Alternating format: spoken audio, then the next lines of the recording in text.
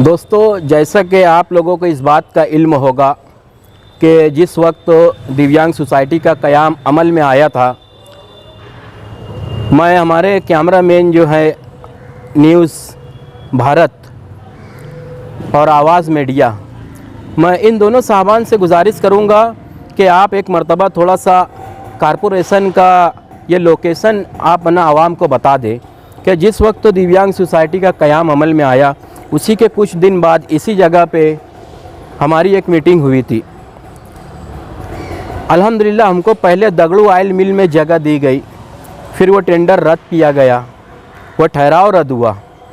फिर दूसरी एक जगह नाक छाप में दी गई है, जिसमें पीछे जिन लोगों का इक़्तिदार था, आज उन्हीं का एक कारपोरेटर उस पर नाजायज़ कब्ज़ा कर लिया है। अल्हम्दुलिल्लाह 3 साल से हम लोग मुसलसल कारपोरेशन के टच में है, हमारे हक़ की लड़ाई लड़ रहे हैं।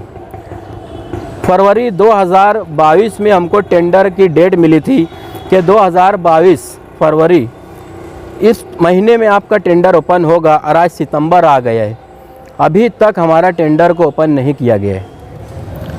मैं कमिश्नर साहब से नम्र विनंती है दिव्यांग सोसाइटी की तरफ से कि आप शहर माले गांव के जितने भी माजूर हैं, जो उनके मसाइल है उसको हल करो, और जो हमारी जगह का मसला है सबसे पहले उसको हल करो।